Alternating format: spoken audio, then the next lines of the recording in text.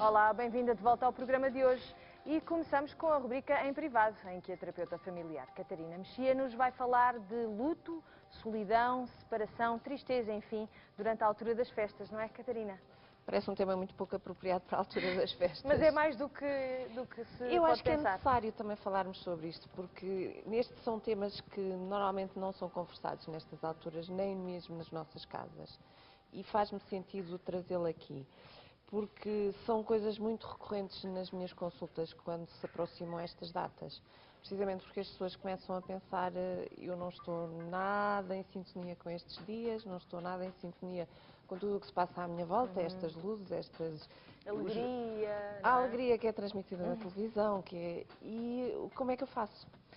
Porque, de facto, uma das coisas que eu acho que é muito importante as pessoas terem a noção é de que estes rituais são importantes, são fundamentais, quer para os adultos, quer para as crianças.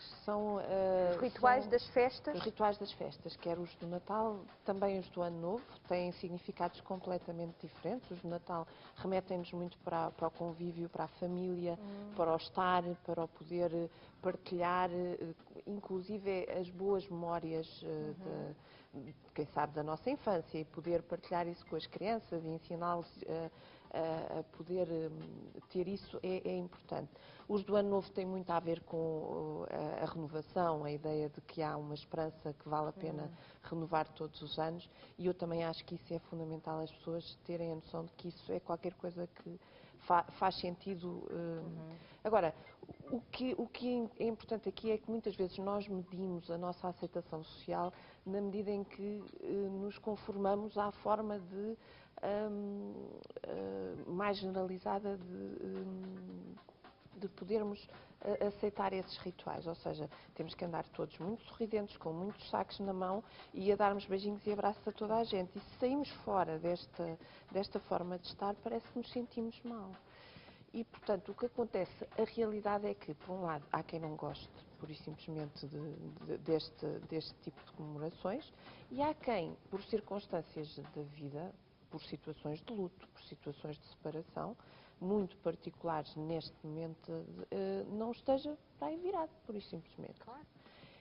O que é que eu acho que é preciso?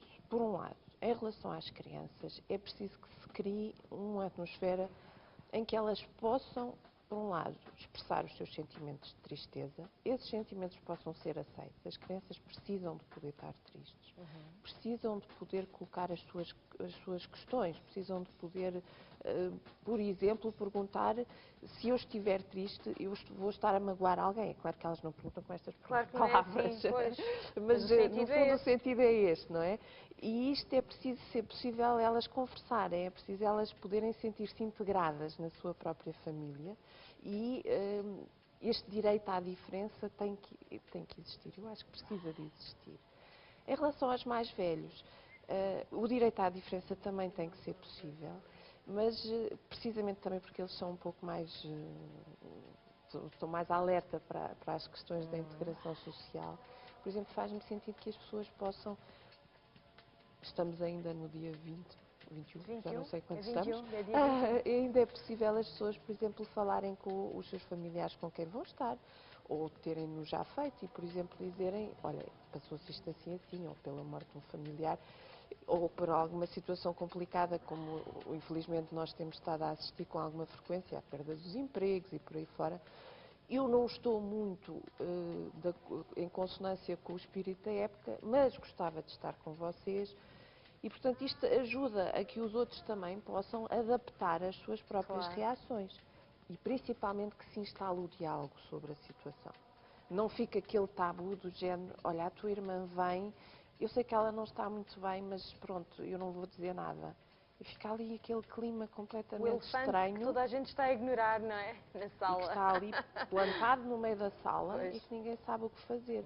E em que faz com que o sofrimento das pessoas aumente ainda mais. Porque se elas estão em sintonia com o resto da família, elas vão se sentir ainda pior. Porque têm a noção de que há ali qualquer coisa que de facto não está bem. Que de alguma forma elas são responsáveis por esse mal-estar, mas que não estão a sentir, digamos, a abertura também para poderem falar sobre isso. Portanto, estes rituais, de facto, são importantes. mas as pessoas precisam de poder expressar a sua diferença e não serem rejeitados sobre isso. Uma das situações que é muito, muito importante é quando existem as separações em caso de divórcio. Essa é sempre uma das questões que se me colocam, que os meus clientes me colocam com muita frequência, é como fazer.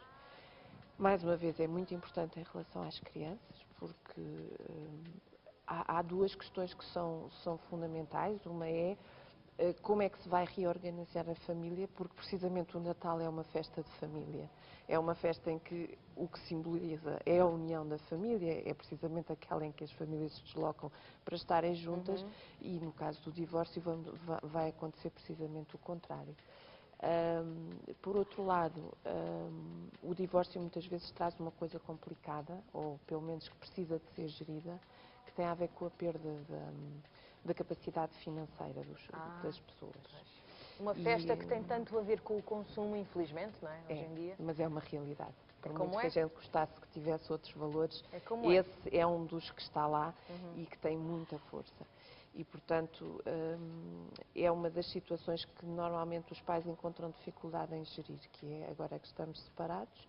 Se o divórcio é recente, ainda por cima, isso é uma coisa que normalmente é sentido com muita intensidade.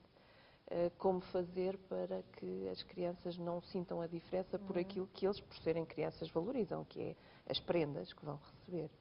E, portanto, aí o que eu digo sempre é puxem muito pela cabeça e pela criatividade.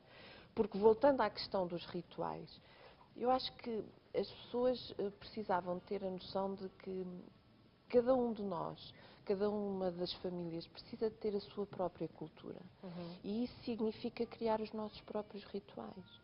E se, por exemplo, Portugal tem um ritual que é comer bacalhau à consoada, por que não criar a nossa própria família, sei lá, fazer outra coisa qualquer que... Alguma coisa que seja próprio daquela família, não é? E que pode começar este Natal. E que nos faz sentido. E que passará a ser um marco daí para a frente. E que se adequa mais àquilo E que que tem aquela a ver família com é, aquele não é? momento e com aquilo que nós sentimos. E que pode ser escrever uma carta, fazer um desenho ou inventar uma receita qualquer que estará presente nos nossos dias e na nossa família enquanto nós sentirmos que aquilo faz sentido. E passa a ser o nosso ritual. E esses são os rituais estruturantes e são aqueles que, de facto, depois dão sentido a estas datas e que fazem com que nós nos sintamos identificados com elas. De facto, o barulho das luzes, das pessoas, até pode não me dizer nada em particular, mas se eu me recordar daquela coisa em especial que eu criei no ano de 2009, o Natal vai ter um significado completamente diferente. E se isso for feito em conjunto com as pessoas que me eram significativas, sejam os meus filhos, sejam os meus avós, etc., o Natal vai ser seguramente uma coisa especial. Muito bem.